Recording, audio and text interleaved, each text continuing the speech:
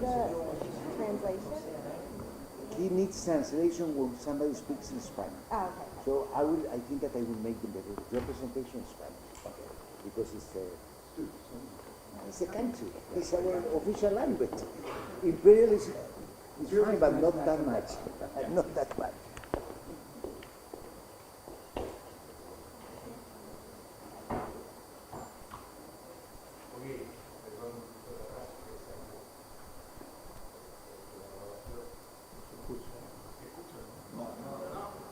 Es que está apretando otro lado.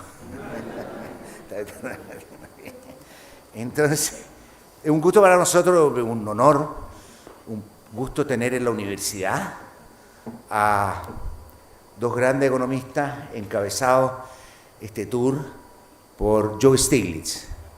Está de más conocerlo. Cuando a mí me comentan de él, yo digo, mira, cuando uno hace una lista de los 20 economistas más importantes, para no ser exagerado, del siglo XX, Joe Stiglitz va a estar en todas las listas.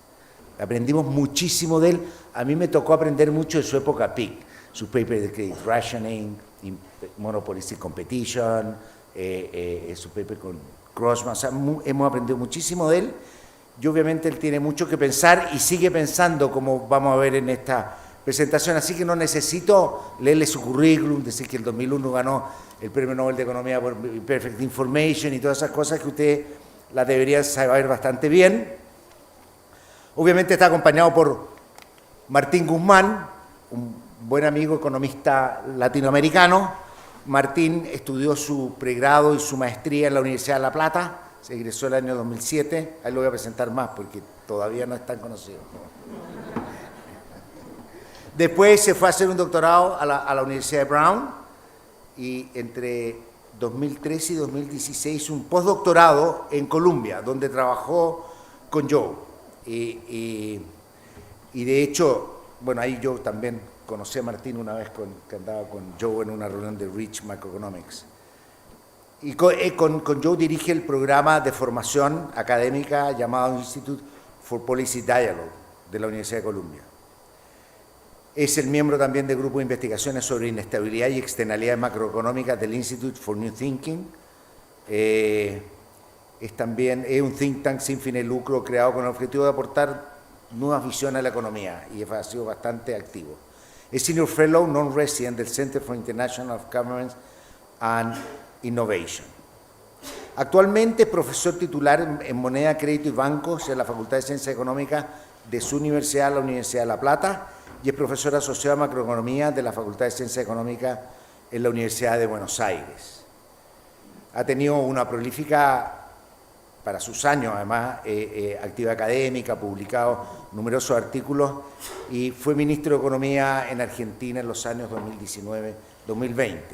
Así que tengo el gusto de dejarlo a ustedes con la presentación que va a hacer Joe sobre Understanding Disequilibrium Theory.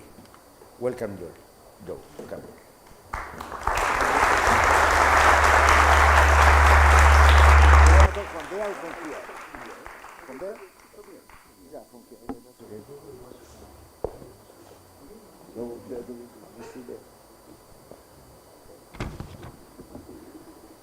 Well, it's a real pleasure to be here.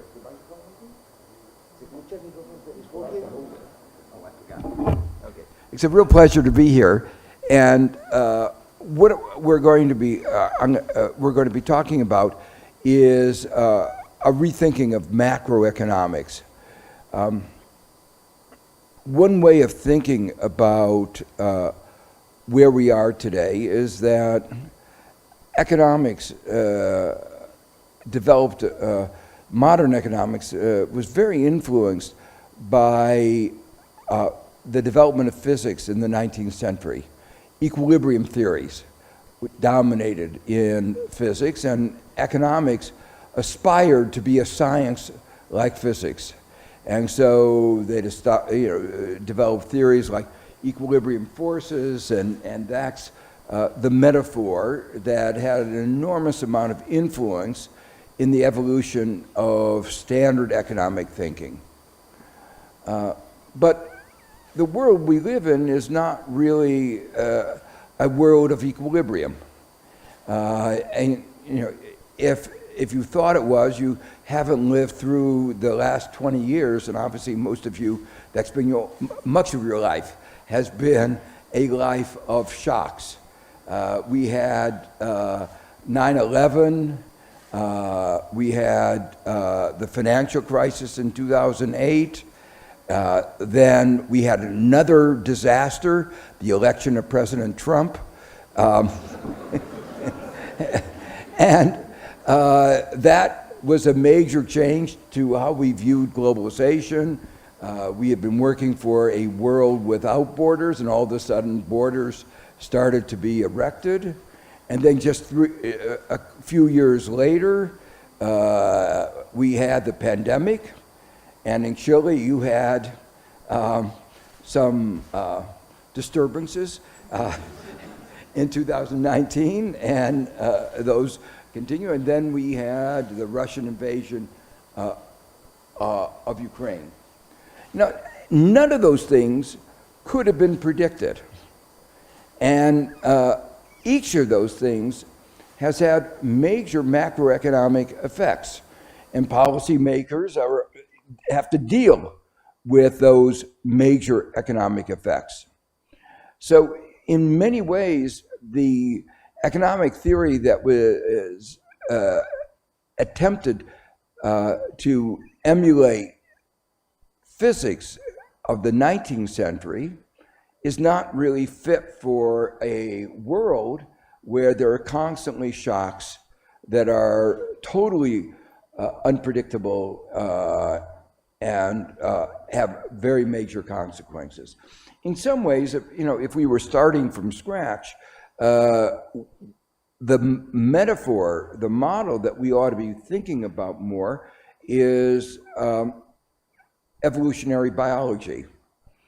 That's, evolution. We talk about the change in the virus, COVID-19. We know rules about how it changes.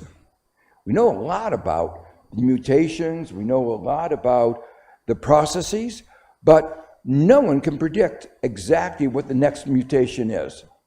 So there's a lot of science in evolutionary biology. There's a lot of that we know, but there's also a lot that we don't know. We can't predict some of the most important thing, whether it will evolve in ways that will be more dangerous or less dangerous, more contagious or less contagious. So in a way, what I'm going to be trying to argue, that's where we ought to be thinking in economics, that we can't, there are many things we can't predict, but there are lots of things that we still know. We know something about how the economic system works. We know something about how it responds to various kinds of shocks and various kinds of interventions. We have to admit, as I say, that our knowledge is limited, but the fact that our knowledge is limited doesn't mean that we still know a lot, and we can still intervene as a economic science and use economic science to do better economic policy. So that's the overarching framework that I'm going to be talking about, and I'm going to try to illustrate that by talking about the particular ways in which that equilibrium model has been misleading, almost dangerous, and the construction of an alternative model that we call disequilibrium, and how it gives us a better perspective of what to think about. Those of you who are, have been studying macroeconomic at a graduate level, know that the standard model is called dynamic stochastic general equilibrium theory. And the concern is not about dynamics, because any good model has to have dynamics, but they have the wrong dynamics. Stochastic just means variation, and the world we live in, we know that there's a lot of uncertainty. So there's not an objection to having stochastic, but they have the wrong stochastic model. They have a stochastic model that's based on repeated events of the same nature, whereas what we have is repeated events that are different in a fundamental way. And equilibrium is really the thing that we are concerned about, because the world is constantly thrown off kilter by events that were unpredictable. So a lot of what we're going to be talking about is the word disequilibrium. Okay, so let me begin by just reiterating what I said before. The world has experienced an unprecedented set of shocks in just a short period of time. And these shocks, many of them are economic shocks, like the financial shock, but many of them are beyond economics, like the pandemic and like Trump. So they're political. But some of these are what we could say are endogenous. It wasn't something from an asteroid from outer space that hit us. We created the financial system that led to the collapse in 2008. That was something we did. And even the political events like Trump are partly endogenous. We created a divided society, a level of inequality that provided a fertile field for a demagogue. So it wasn't predictable that it would take that ugly of a form. In my book, The Price of Inequality, I said, that was written several years before the arrival of Trump, I said, this is what I'm very worried about, but what happened was far worse than I could have thought. So I'm going to focus a lot on what I call deep downturns, not the little fluctuations. If you look at GDP, it's always fluctuating a little bit. And in response to the 2008 financial crisis, there were some economists who said, we didn't predict that crisis. In fact, standard models said it couldn't happen. It was a level of irrationality beyond that which standard models with rationality could incorporate. But some economists said, well, our models are not designed to handle deep downturns. And my response is, that's like going to school, to a medical school that only trains people to deal with colds. And if you went to a doctor and he said, my specialty is colds, but if you have cancer, that's not our field. We don't deal with sick people. We only deal with people who have a little bit of sickness. Well, the things that affect people's lives the most are the deep downturns. We can weather the little fluctuations. It's the deep ones, like the Great Depression, that we need to understand. And I actually think that studying these things like deep depressions gives us a better understanding of how the economic system works. It's a little bit like in medicine, pathology is really important. Pathology, it's when the human body doesn't work normally. And by understanding what happens when it doesn't work normally, we understand what is normal. And so, to me, studying the Great Recession, the Great Depression, the response to the pandemic, these are events that have taught us an awful lot about how the system works. So the key questions are how the market economy generates such large fluctuations in aggregate demand and output that are disproportionate to any exogenous shock in the physical or technological state variables. And secondly, what are the dynamics of adjustment? Why, for instance, are they such that there are persistent levels of unemployment. It's not just unemployment goes up for a quarter and then goes down again. It took us 5-6 years to recover from the Great Recession. It took us more than 12 years to recover from the Great Depression. So any good theory has to provide us an understanding of these questions and a set of policy advice of how to respond. And one of the problems with the DSG models, the standard models, we had a financial crisis that involved the banking system, but believe it or not, and I don't want to say anything about central banks in front of, well, but I will, that many of the central bankers, I won't say what, had models of central banks without banks. And if you didn't have banks, you wouldn't have central banks. But they didn't have good models of banks. And when you had a banking crisis, they didn't have a good theory of the best way of dealing with that banking crisis.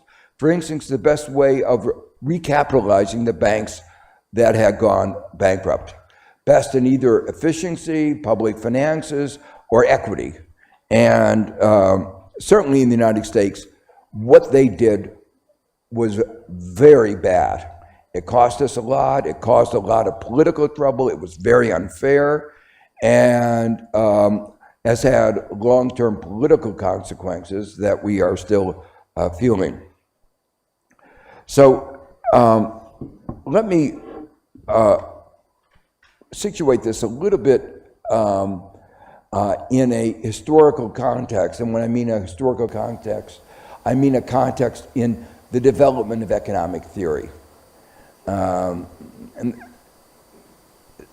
the standard model in economic theory that was so dominant for a very long time was called the competitive equilibrium theory, Arrow de Brew, which assumed perfect competition, perfect information, perfect rationality, lots of things like that, and a complete set of risk markets for all dates and all states of nature. And what that standard model implied was that there was nothing that was unanticipated. So everything that happened was a possibility.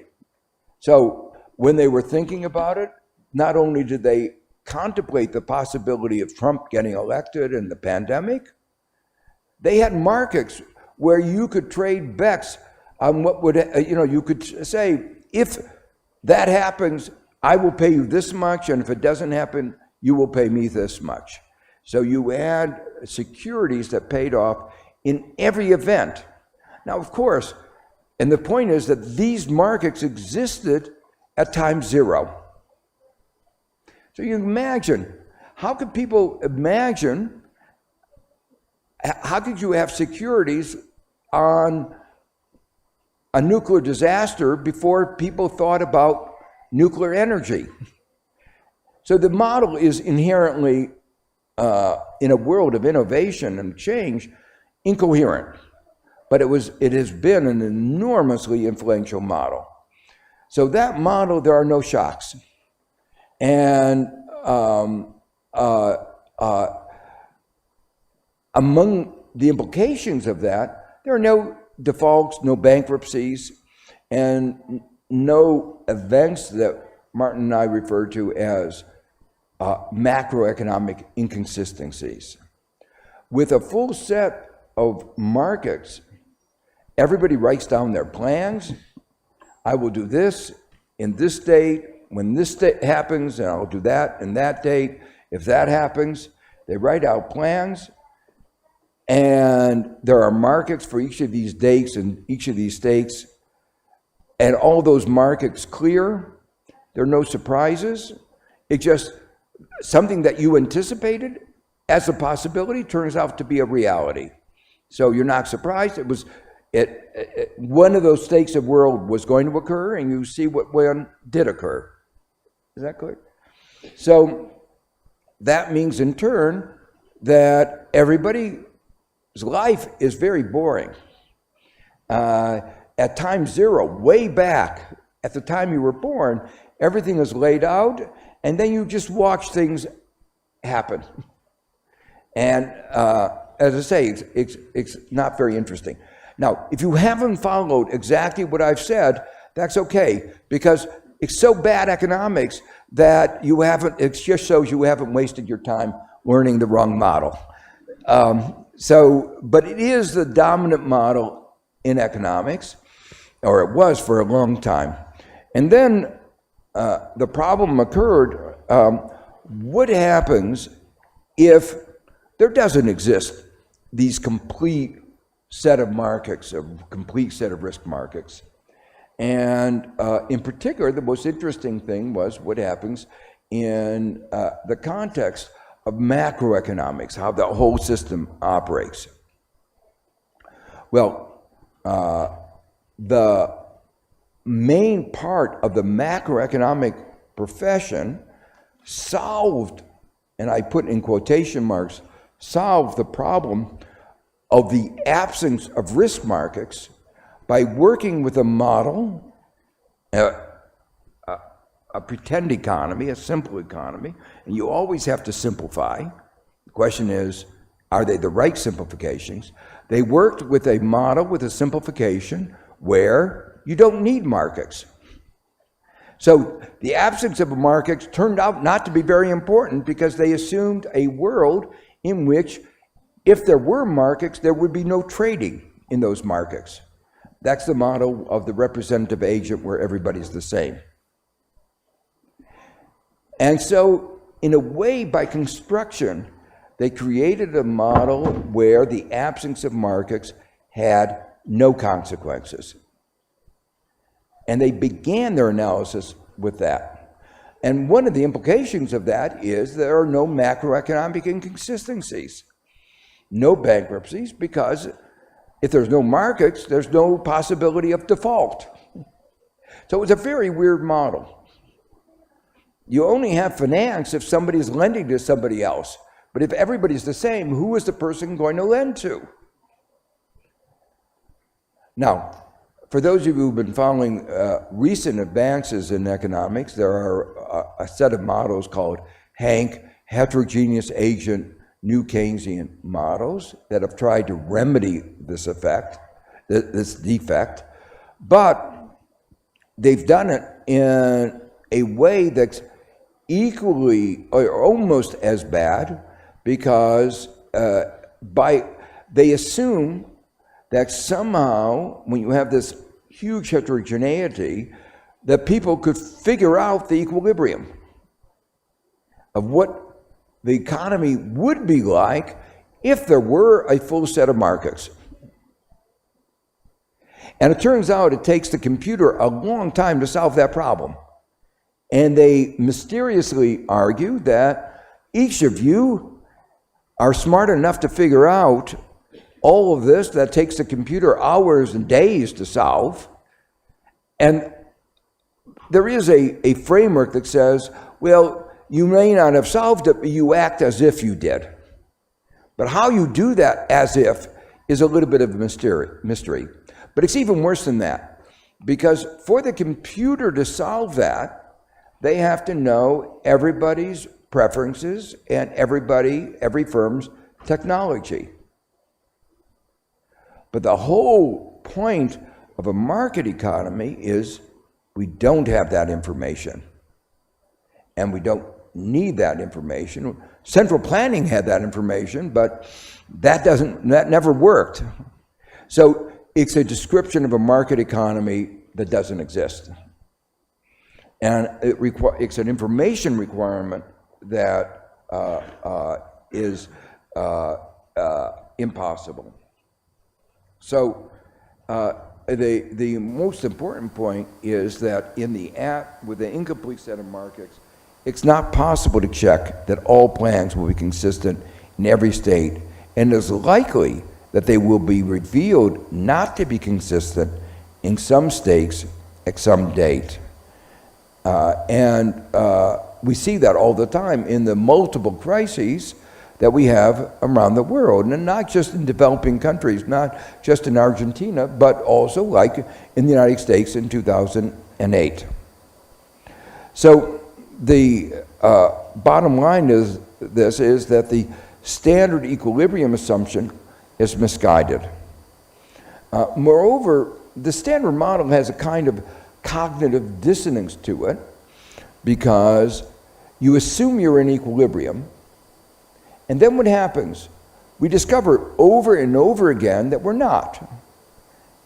What we planned didn't happen. We didn't plan on an event like the pandemic. We didn't plan on 2008. We have bankruptcies. We have things that happen that we didn't anticipate. And so we have to revise. But what do? Things that we did not anticipate, we thought we were in equilibrium, we're off equilibrium, and then we assume the next moment we are always going to be in equilibrium, even after we just learned that we were not in equilibrium. So it takes an amazing amount of cognitive dissonance to believe that you're always in equilibrium, even though you're always learning that you're not in equilibrium. I think there's an expression for that. A crazy person who keeps is somebody defined as believing the same thing even when it's proven not to be true. So that leads to a whole set of analytic questions of what are the assumptions of the model that lead to it being a poor tool for understanding macroeconomics. I'm going to go through this very quickly because we don't have that much time, and I'd like to have some time for questions. But I mentioned already the assumption of stochastic is the way they model stochastic is not persuasive. The shocks are not described by an independent distribution that's the same, a technology shock. The shocks are exogenous in the standard model rather than endogenous.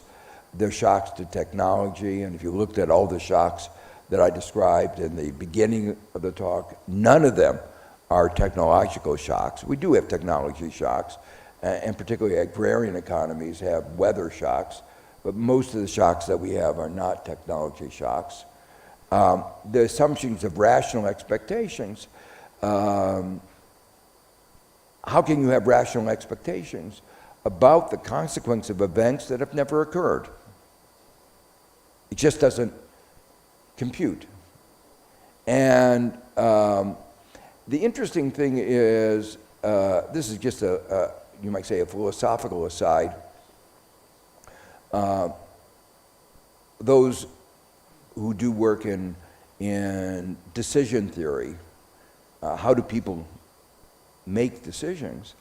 The question of whether you can describe behavior well as if people maximized expected utility with well-defined subjective probabilities is a subject that was being discussed in economics and philosophy and probability theory and statistics for 80 years.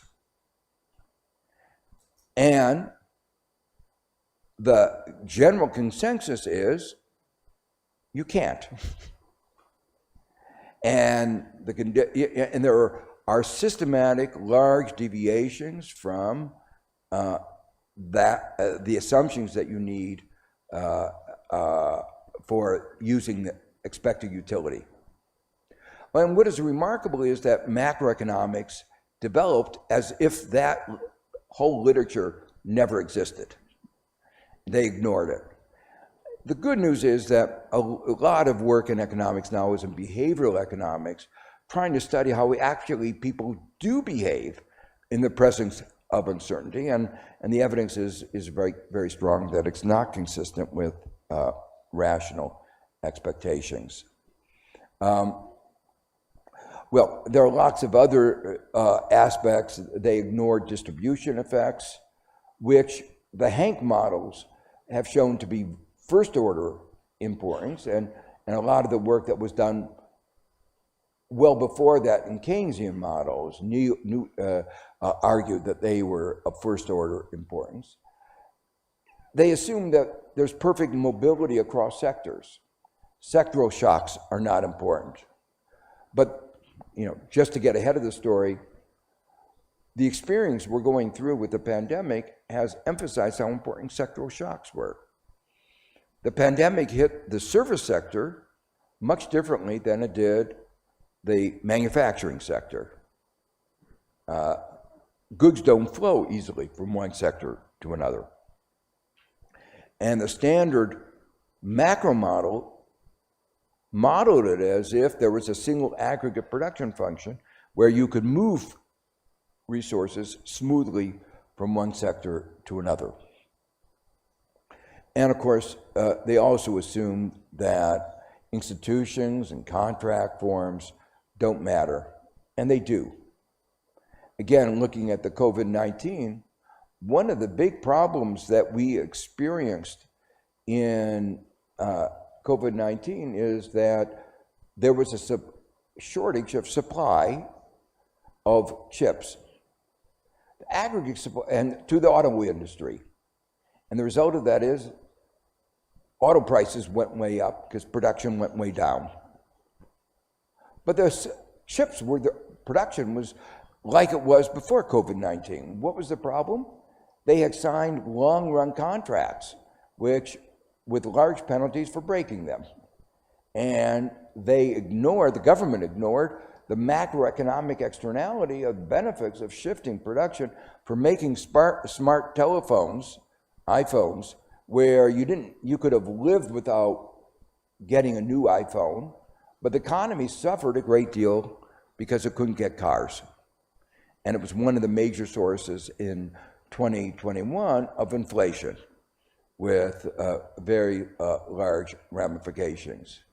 I don't know how many of you followed what happened, the meltdown in the pension, the almost meltdown in the pension system in the UK 2 weeks ago that led to the government collapsing.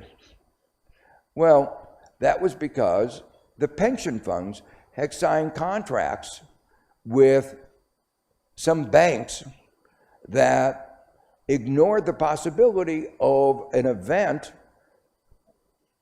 like central banks raising interest rates and interest rates rising and foreign exchange rates going down. A simple event, but they wrote the wrong contract and it brought down the British government. So it shows you how important these are, and they are typically left out of the macro models. So the first set of assumptions are all related to the equilibrium, my criticism of equilibrium.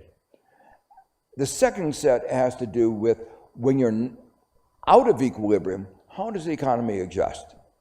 And the standard model said, mysteriously, it goes back to equilibrium. I criticize that. But in the real world, when you're out of equilibrium, you have a process of decentralized adjustment. If there's a shortage of chips, the price of chips goes up. A shortage of cars, the price of cars go up. They're not solving an equilibrium problem. They're just responding to the way the market is today. Shortage of labor, real wages should go up. And then the question is, if that is a description of how markets work, is that system stable? That's an analytic question, and the answer is very simple, no. And that was one of the Keynes' real insights, that if you have a shortage of jobs, wages fall, and that increases the demand for labor. But he went on to say, but if wages go down, incomes go down, and people have less to spend. And if they spend less, the demand for goods goes down, and if the demand for goods goes down, demand for labor goes down. So you have to assess that substitution effect with the income effect. And in a wide variety of circumstances, the income effect dominates the substitution effect, and lowering wages leads to more unemployment, not less. And there are a whole variety of models that actually show that that is in general the case. And there are many other examples that we can give. The macroeconomic inconsistencies that I talked about that get exhibited when an event you hadn't anticipated occurs may get exacerbated rather than resolved by the decentralized dynamics. One other point I'll just make in this regard, it is the old equilibrating mechanism in that was referred to as Say's law, that it was the idea that supply creates its own demand. If you produce, that creates income. Income needs to be spent, and it's spent in buying the goods that were produced. So this is a very old idea, and if you haven't studied it again, it's fine. You shouldn't feel bad because it's not a very good idea. But it had a certain persuasive aspect to it. But we now understand what was wrong with that reasoning. If that reasoning were right, we would never have unemployment. If supply created its own demand, then we would always be at full employment. But the obvious answer is really simple, that people can put the income into a non-produced good. Land, money, the equity value of corporations. They can spend their money on things other than produced goods. And then supply does not create its own demand for produced goods. And here the critical point is the shocks to the economy that I described over the last few minutes often create more uncertainty, and that uncertainty leads to an increased demand for assets that are viewed as safe.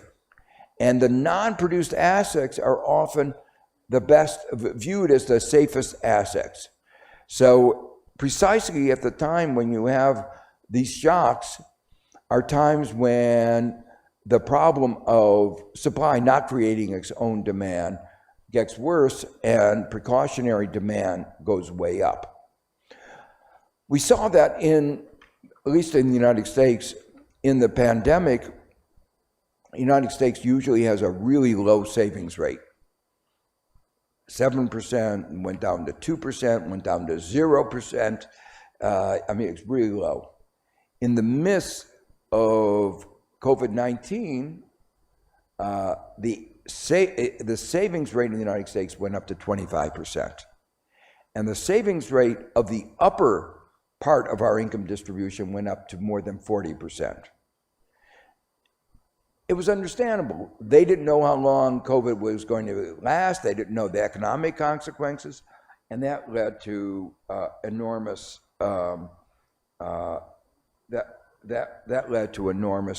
demand for precautionary savings. So the third central problem is the one I've already hinted at, that the nature of the shocks to the economy are very different from those that the standard model assumes. They're endogenous, they're not well described by well-defined probability distributions. In some of our work, we prefer to refer to it as noise rather than stochastic, because it's just a volatility. And we argue that the central problem in understanding large episodic unemployment is understanding the nature and magnitude of the shocks to aggregate demand rather than wage rigidities. And let me say, this is another example. When you construct a model, you have to think very carefully about how the assumptions you put in the model bias the policy. So if you assume the only deviation from the perfect world, nirvana, of the perfect competition model is a nominal wage rigidity, how can you return the world to nirvana, to a world in which everything is efficient and nice? Well, eliminate the wage rigidity. And what does that mean? Lowering workers' wages. So the assumption that nominal wage rigidity is the core problem is an assumption that says, if we can, let's make workers suffer more.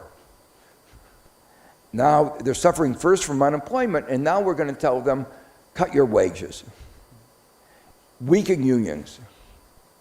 And of course, in a world that we live today where the share of workers' labor is going down and working conditions are getting worse, this is a prescription, I think, that is not only wrong, but from a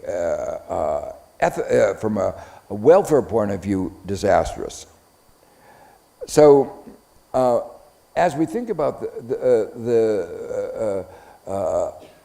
what are some of the key issues, we have to understand how financial frictions and other market rigidities amplify shocks, heterogeneous beliefs and changes in the degree of dispersion give rise to large fluctuations in aggregate demand. One of the things, one strand of our work is focused on is the rational expectation model assumes everybody believes the same thing. But in fact, the fact that we're having this discussion saying I don't agree with the rational expectations model is evidence that that model has to be wrong because I'm not agreeing with that model. So it should be clear that we don't agree about a lot of things. And particularly, we don't agree about the effects of inflation. Some people are trying to figure out whether there's persistence, some are not. And that means if there are differences in views in a normal market economy, there's room for a bet. And what we show is those bets can be explicit or can be implicit. They're buried in stock market prices, bond prices. Those implicit bets are throughout our economy. And that gives rise to pseudo-wealth, where people believe that they are wealthier than the economy. To put it another way, if Martin and I have a bet, I think I'm going to win, and he thinks he's going to win. So the total of our wealth is greater than the wealth of the economy. But that amount by which it's greater can fluctuate. And we show it fluctuates in ways that can give rise to economic fluctuations. And then a core point is, because the economy is always evolving, we're always learning, and that itself gives rise to more complicated dynamics. So how much time do I have? What time is it now? Okay, so let me go quickly. And okay, so I think we want to have some time for discussion. Okay, so I've sort of laid out some of the key ingredients of a dynamic disequilibrium model with randomness and noise. And a key characteristic is that there's always learning. We're always learning about how the economic system is operating. So there's never really an equilibrium. And we're always finding out that the world may be different from what we thought. And those events that are most disturbing are those that most reveal differences between our prior views and reality. So 2008 was very disturbing because 2008, everybody had thought for almost 20 years what was called the Great Moderation. And we thought we understood how the economy operated. And suddenly the Great Moderation turned out to be the Great Fraud. And we thought there was a swindle. We thought those financial products that were supposed to stabilize the economy destabilized it. And so we had to go back to the drawing board and figure out where was our thinking wrong. And it was deeply wrong. And so those are the points that can be most disturbing, but also most conflictual, because at that point, we had a consensus on the Great Moderation. Most reasonable economists believed in the Great Moderation. And then we had something that was totally inconsistent with that Great Moderation, and that led to a moment of large inconsistency. So what we've done, and I'm going to skip through this, is develop a set of models that can make the response to increased uncertainty more precise. We can formalize that. The key thing is that when an event like the Great Recession occurs, it increases uncertainty, because we thought we understood the world, and then we know that we didn't understand the world. And that means the dispersion in our own beliefs and societal beliefs increased. So I'm not going to have time to go through how this plays out, but it operates not only through the economic system, but also through the social political system. And learning plays a very pivotal effect. One important thing I'll just spend a minute on is that people in central banks, IMF, have a very difficult job because they have to make forecasts. And one of the problems is that these are large institutions in general, and they have models. And when you have a shock, they have a hard time adapting their models to the rapid change in the evidence about the world. And so what do? Well, in practice, they do exactly what I said before. It reflects the cognitive dissonance. They think the world hasn't changed, but they were just off the last month. And so they say, the world is just like I thought it was, but I just was wrong last month. And so what do? They adjust for that last month, and then they make the same kind of forecast. And then what happens? Because the world is really different than they thought, they're again wrong. But what do? They are enormously resistant to learning, even though they're well trained. So, again, they make the mistake, and this goes on over and over again. So we have a couple of charts from the Federal Reserve. I'm sure you do a better job here in Chile, but this shows how they keep the picture period after period after period. They keep having the same kind of curve and keep adjusting for the fact that, oh yes, we were wrong last month, but it's going to grow just like we predicted.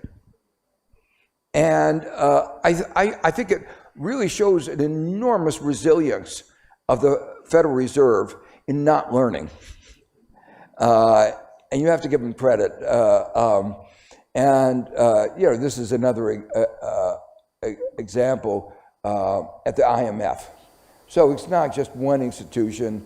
This is a general, and hopefully when you go to these institutions, you'll do a better job than these did in learning that the world is different from what you thought it was when you have an event like the Great Recession, which is markedly different from what you thought. So,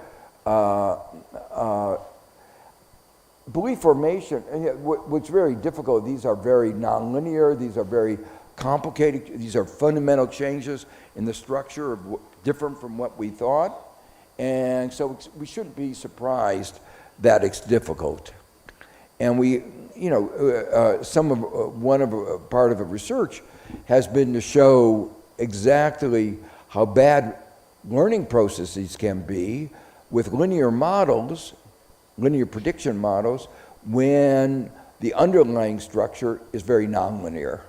And in fact, the world is very, very nonlinear.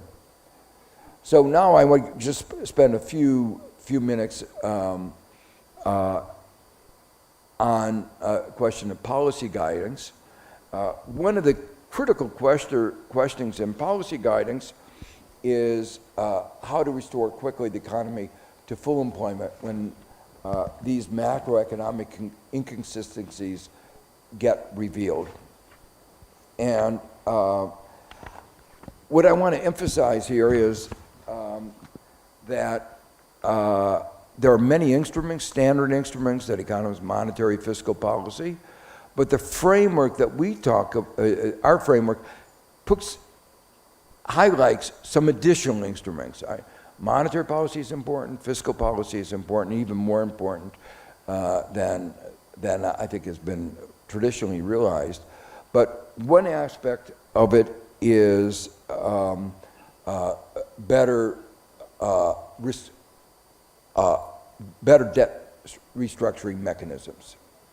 That one of the problems in macroeconomic inconsistency is people have taken debts that are well beyond what they can pay, believing that they were going to be able to pay them. And this is really important. Right now, we're anticipating a major set of sovereign debt problems in the third world. And we don't have a good mechanism for debt restructuring. And if we did, it would restore the global economy much faster. There are other things like I've already mentioned, automatic stabilizers, limiting exposure to endogenous and exogenous shocks, including restricting destabilizing speculation, financial sector regulation, restrictions on capital flows,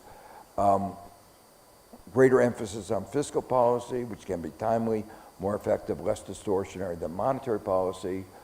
But another important part reflects the fundamental problem that I talked about before, which is the absence of risk markets.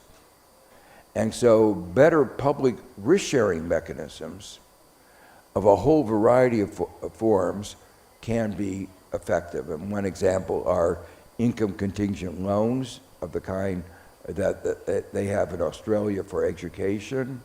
Another form are a whole set of sectoral policies.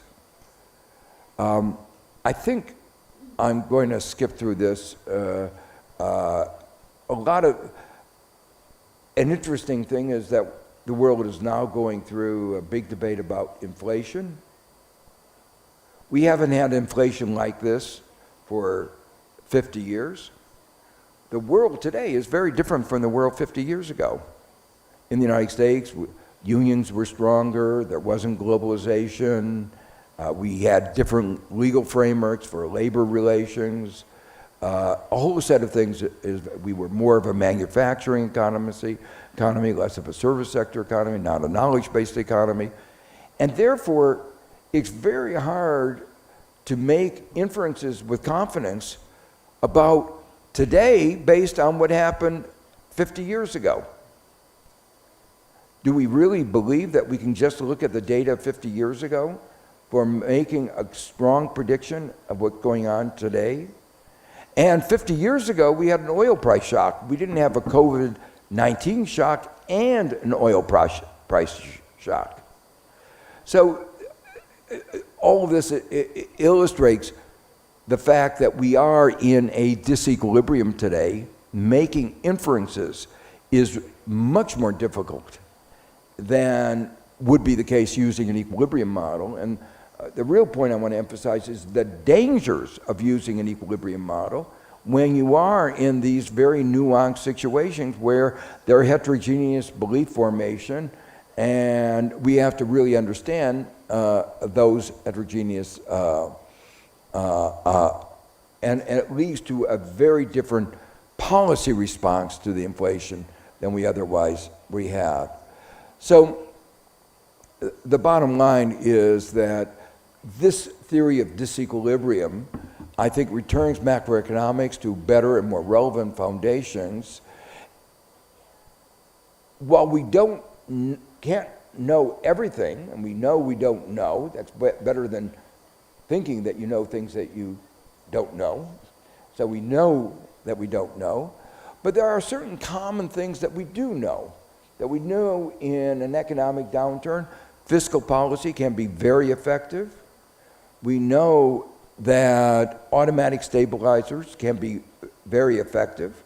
So what I want to emphasize is we know less than we pretend to know with the equilibrium model, but it doesn't leave us rudderless. We do know a lot, and by focusing on what we do know on the basis of disequilibrium models, I believe we can do a better job in policy than pretending that we know more than we really do.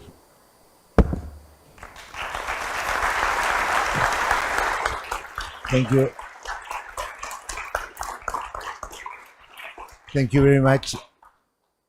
Thank you very much, Joe. After 4, he will keep talking to students, so there is a lot of Joe today, but since we'll be soon over for the students' event, I prefer to talk in English so we can discuss a little bit. I want to provoke you, Okay. and to make this a little bit more fun, okay? And I will say it in English because then we don't complain that it was the translation the problem. So I enjoy your idea. We have to think more. Perhaps we have reached too much on the stochastic general equilibrium models, and we go to Hanks and try to study heterogeneous agents, but we know that it's limited what we can do. So perhaps we have to look, going from this idea of equilibrium, from physics, moving to evolution, more biology is quite, I think, that interesting, thoughtful. However, the job has not been done. We have to learn a lot more about that. So, but I want to defend equilibrium and what I learned from you. Because equilibrium doesn't mean that it's optimal. Otherwise, we wouldn't have public policy. In Stiglitz device, we learned that there could be inefficient credit rationing. So there are roles for public policy. In the Stiglitz model, that today is the basis of central banking models, we learn in those models that there could be an equilibrium with monopolistic firms, inefficiencies, and on top of that, new Keynesian models are not of fixed wages, are of fixed prices. So, and then we can do it, but still it's too streamlined. If you go to a central bank and you watch the models, sometimes you're a little bit ashamed because it's too simple. It's kind of sometimes silly assumptions. But what is equilibrium? Equilibrium is, this is the way that as I learned it, equilibrium is consumers are doing their best. They are on their demand. Producers are doing their best. They are on their supply. And markets equilibrate. So there is no, it could be, there is a lot of imperfect competition. We have to make assumptions about expectations. We have to make assumptions about dynamic shocks, many things. So there's nothing, I would say, normative about saying that this is optimal. So I think that this is important as a way as I see it, because I would never say that we live in an arrow the very perfect with all the welfare theorems applying. And then it comes to the second thing that you say, which is, we will never predict crisis. Now, this is a problem that we cannot solve. Because if we were able to predict crisis, there wouldn't be crisis. So the empirical issue is how many crises we have avoided. Because there are crises, but some crises may have been, we don't know. It's a very interesting issue, but just to think over a wine, okay? But let me make a point. I think that there is an issue about predicting, and there is an issue about addressing a crisis. And I think that we have learned a lot. The Great Depression and the global financial crisis were similar in initial wealth effect. But the global financial crisis was one order of magnitude less dramatic because we have learned. We have learned that we need a lender of last resort. We know that we had to intervene financial markets and many things and do expansionary monetary policy. So we learn a lot, and we can. The COVID crisis, I always said, with 5 months of lockdown, the world produced just 3% less than the previous year. And this was because there was also a strong policy reaction. And what was a strong policy reaction? Credit. There was a lot of credit. All governments and central banks provided credit guarantees because it was the only way to provide credit for a crisis that was basically a debt crisis because people had to pay debt during 6 months and but don't work. So that was the demand. So we have learned, and so I think that we have to learn much more and not be complacent, but we have learned. And let me go to emerging markets. We have had the global financial crisis, and we did much better than advanced economies. Never in history, after a crisis, a global crisis, emerging markets can do better than the advanced economies. The norm was when usually the idea was that when there is a sneeze in advanced economies, there is a tough, sickness in emerging markets. Now it was completely the contrary. Even in some parts in the previous year, there was this great moderation. With the great moderation, the argument is that we know a lot about policies, but we don't know a lot about shocks. So this is why the great moderation won't last forever. But I think that's very important to recognize that all emerging markets, most emerging markets, there are also exceptions, countries that has a long-term problems, some emerging markets, okay, in the region, in Asia, but most emerging markets did quite well. And I think that this is something that we learned from the mistakes in the Asian crisis. Because in the Asian crisis, we were used to combat global problems, tightening fiscal and monetary policy, which is going exactly the other way around, and not letting exchange rate to adjust. We didn't do that in 10 years later or 12 years later, and we did much better with a much deeper crisis. So I want to put the optimistic side. I don't want to. So I'm looking at the other side that you haven't discussed. And finally, just a minor point. You are right that central banks use models without banks. It's kind of awkward. But they should be called monetary authorities because their models have money. So, okay. Okay, that's good. Okay. Let me make just a couple. I agree, we've learned a lot, and we do a lot better. And I think your point is that, actually, there's a lot of empirical evidence that economies are more stable, have been managed a lot better in the last 80 years than they were in the previous 120 years of capitalism. So we've done, I think, a lot better, and I think we've learned a lot. But it's also the case that the models that I've criticized have actually, in some instances, moved us in the wrong direction. And that's some of the things that we want to unlearn what we learned wrongly. So let me give you a couple of examples. And without being personal, I'll mention a couple of names. In the I know.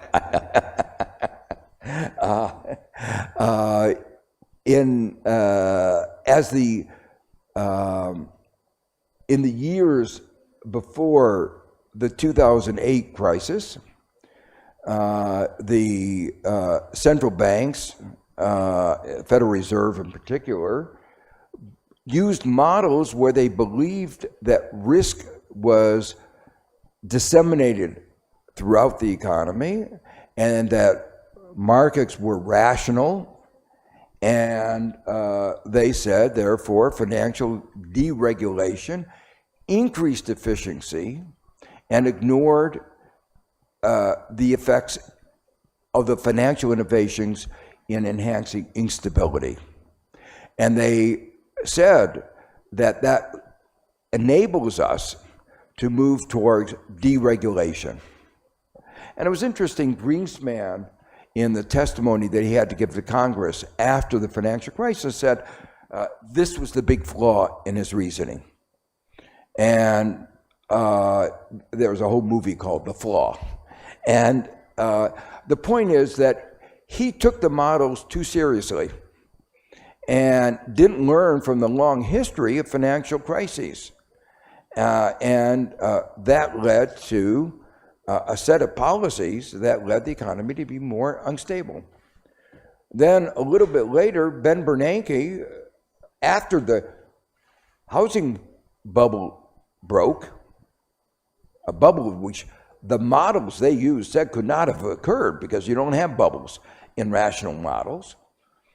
He said, don't worry, the risks are contained because we've diversified our economy. Well, a few months later, we had a financial crisis.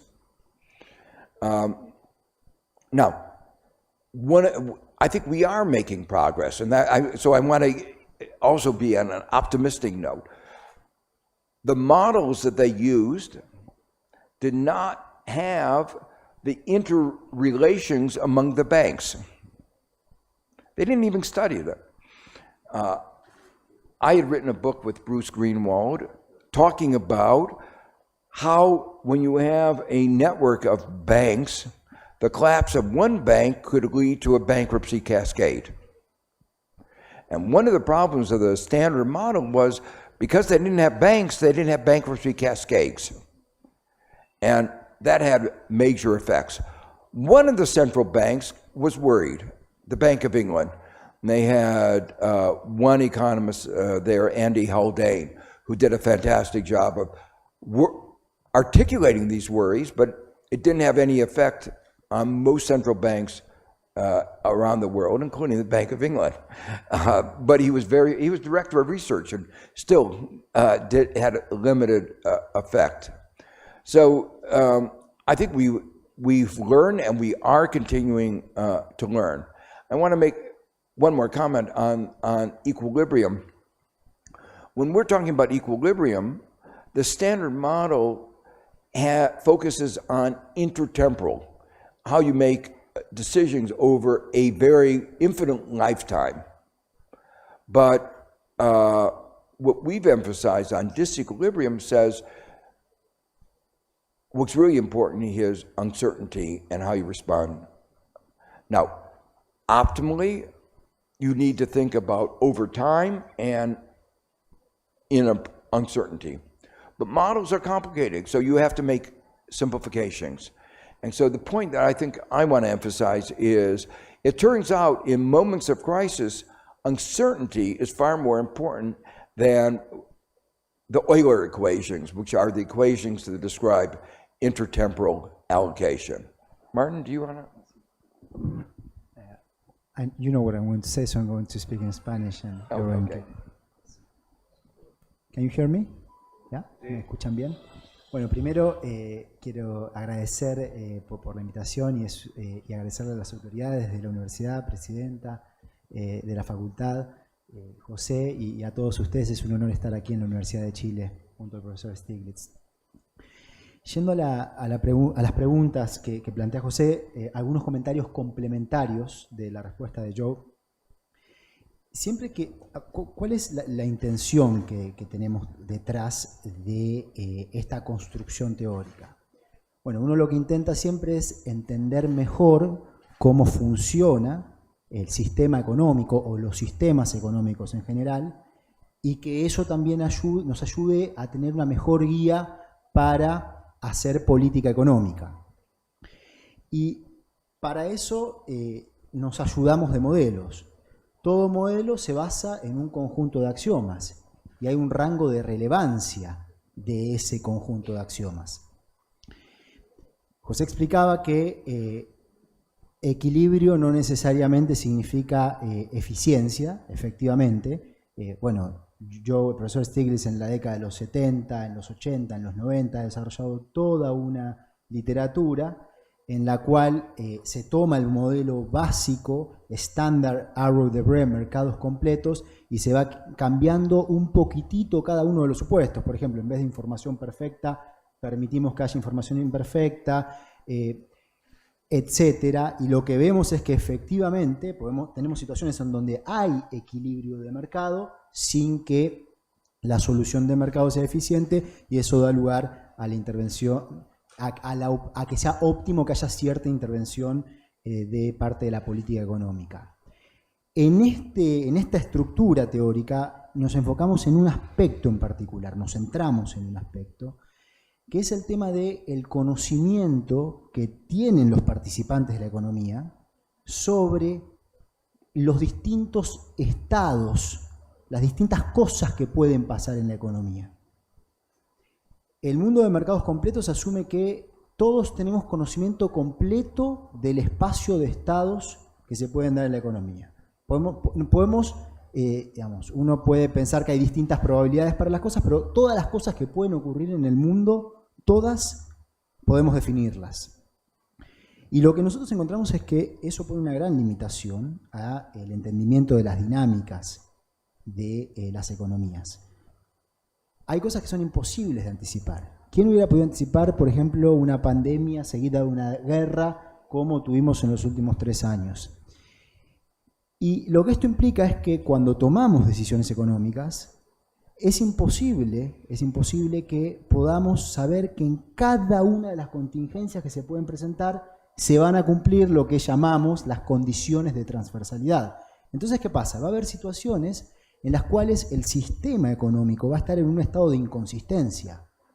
Hay un conjunto de promesas, contratos, relaciones de crédito, deuda, que van a resultar inconsistentes con la suma de recursos que hay en la economía. ¿Sí? Las cuentas no cierran. ¿Y qué pasa cuando esa situación de inconsistencias macroeconómicas se presentan? Para nosotros ese es un objeto de estudio muy importante, porque eso tiene consecuencias para la dinámica de la economía. Y el esquema tradicional, este es un fenómeno que no aborda. Por supuesto que esto es complementario de todas otras construcciones teóricas en donde las condiciones de transversalidad siempre se cumplen.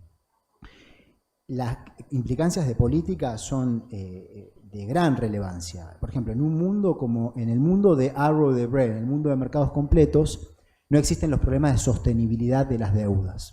Nunca, no pasa nada, porque pudimos definir para cada contingencia cuál es la relación entre el deudor y el acreedor que se puede cumplir. Bueno, ¿qué pasa si no estamos ahí? ¿Cómo resolvemos un problema de inconsistencia macroeconómica? Y ahí yo explicaba la importancia de contar con mecanismos para ello.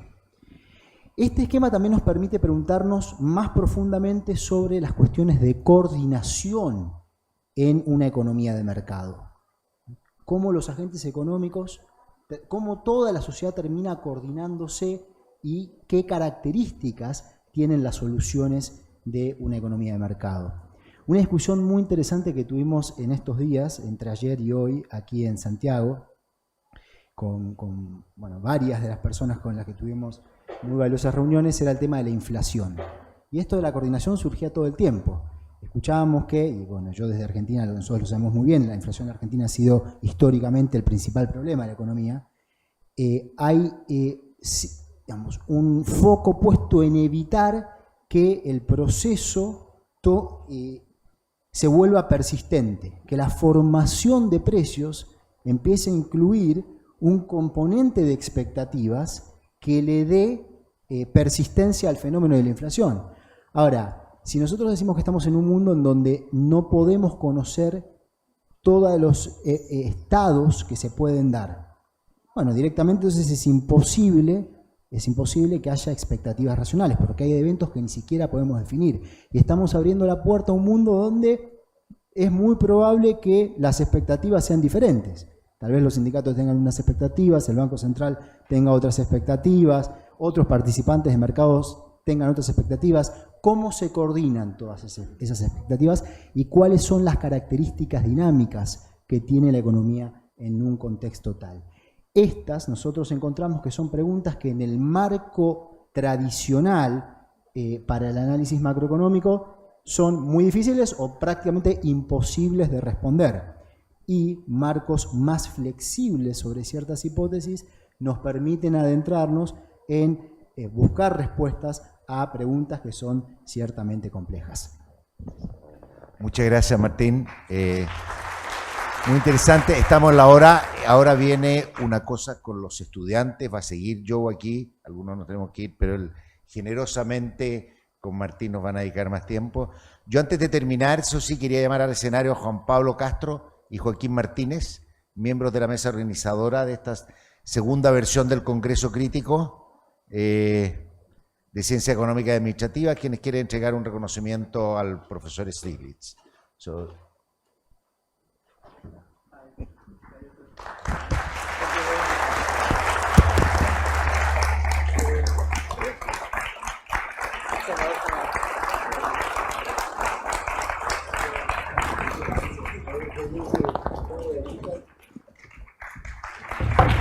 Ahora los estudiantes... ¿Qué se hace? Ahora sí.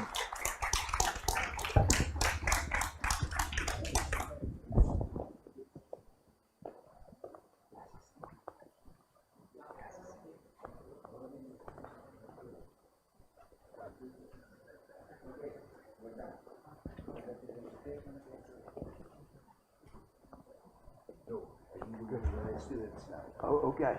Thank you very much. Good question. We couldn't fully answer it, but it's the Euler equation versus the uncertainty. En Nueva York no vemos.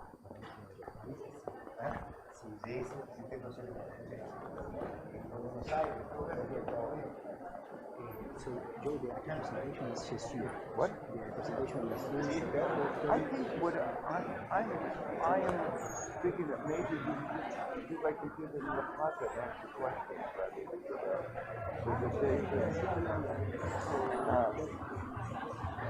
than